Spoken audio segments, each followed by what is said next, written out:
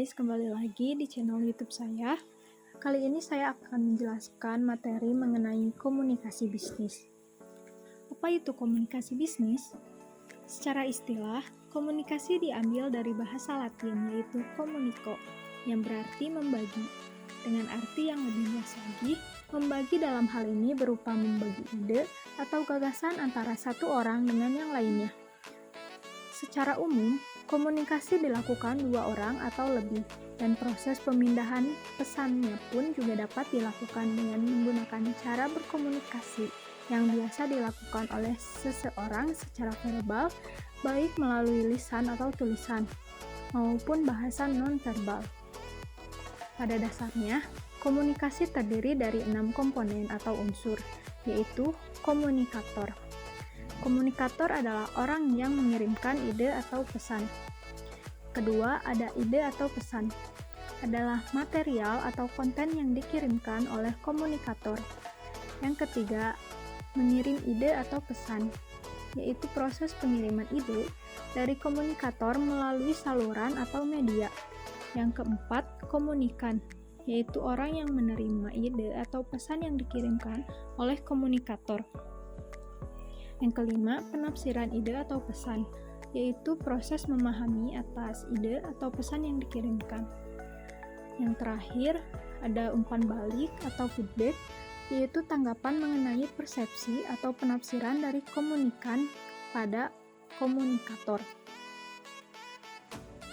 Dalam sebuah organisasi atau perusahaan dan bidang bisnis lainnya, terdapat dua bentuk dasar dalam komunikasi, yaitu yang pertama komunikasi verbal. Bentuk komunikasi verbal yang merupakan bentuk komunikasi yang digunakan dalam dunia bisnis untuk menyampaikan pesan kepada pihak lain secara lisan ataupun tulisan. Contohnya, seorang karyawan menyampaikan informasi secara langsung kepada rekan kerja bahwa dia dipanggil atasan untuk menghadap ke ruangan. Yang kedua, ada komunikasi nonverbal. Komunikasi nonverbal adalah bentuk komunikasi yang menggunakan dan memanfaatkan bantuan gerakan tubuh atau body language. Contohnya, melambaikan tangan untuk memanggil orang lain yang tidak terjangkau dengan jelas dengan suara panggilan. Kemudian ada perencanaan pesan bisnis, yaitu proses komposisi penyusunan pesan bisnis. Proses itu sendiri terdiri dari perencanaan tujuan audiens, ide, saluran, pengorganisasian ide, membuat graf, merangkai kata atau kalimat ataupun paragraf, dan merevisi.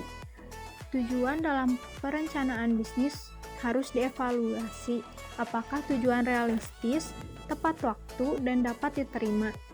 Tujuan juga harus diuji apakah sesuai dengan kemampuan, ketepatan waktu dan orang, dan selaras dengan tujuan organisasi.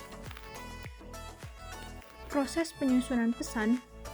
Dengan menyusun pesan bisnis yang menarik perhatian, mudah dibaca dan mudah dipahami, memerlukan kreativitas. Agar pesan bisnis efektif, diperlukan pemahaman terhadap proses penyusunan pesan bisnis.